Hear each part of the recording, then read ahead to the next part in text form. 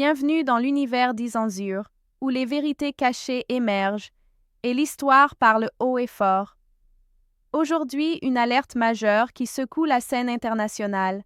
Les États-Unis déconseillant désormais de voyager au Rwanda. Une décision qui remet en question la stabilité du régime de Paul Kagame, accusé d'alimenter les tensions dans la région des Grands Lacs. Pourquoi cette décision? Que cache réellement cette mise en garde? Voici l'enquête complète. 1. Le communiqué officiel des États-Unis. Le département d'État américain a publié une mise à jour officielle de ses conseils aux voyageurs, appelant les citoyens américains à faire preuve de prudence accrue au Rwanda.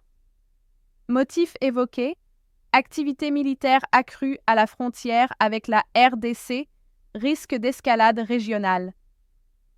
Allégations selon lesquelles le Rwanda soutient activement le groupe armé M23. Risque lié à la répression politique interne. Ce type de déclaration est rare et grave. Il marque un tournant dans la manière dont Washington perçoit le régime de Kagame. 2.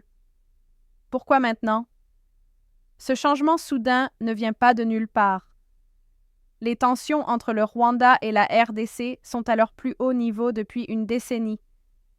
Des rapports de l'ONU confirment que le Rwanda soutient militairement le M23, un groupe rebelle responsable de violences dans l'est du Congo. Plusieurs commandants du M23 ont été identifiés comme d'anciens membres de l'armée rwandaise.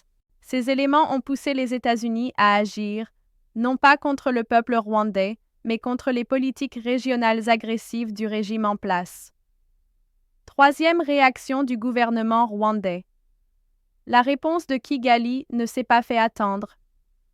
Le gouvernement nie fermement toute implication avec le M23. Il accuse les États-Unis de diffuser une propagande politique influencée par des intérêts géopolitiques. Kigali affirme que ces déploiements militaires sont défensifs, notamment face à la menace des FDLR, un groupe armé hostile basé en RDC.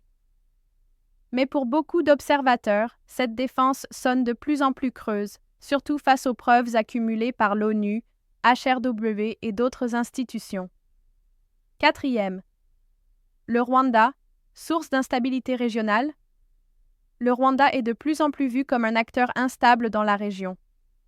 Voici pourquoi: intervention militaire secrète en RDC, suppression des opposants politiques à l'intérieur du pays, soutien indirect à des groupes armés, selon des experts indépendants. Isolement croissant vis-à-vis de ses voisins et partenaires occidentaux. Même les anciens alliés de Kagame, comme les États-Unis, commencent à prendre leur distance.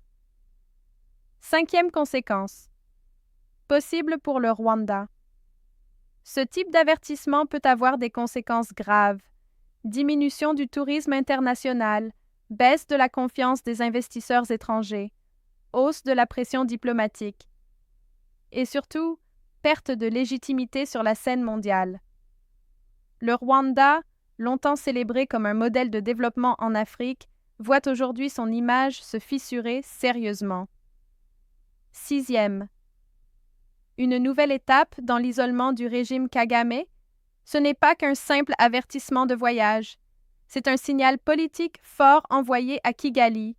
Vos actions ont des conséquences. Votre soutien aux groupes rebelles déstabilise la région. Votre répression interne ne passe plus inaperçue.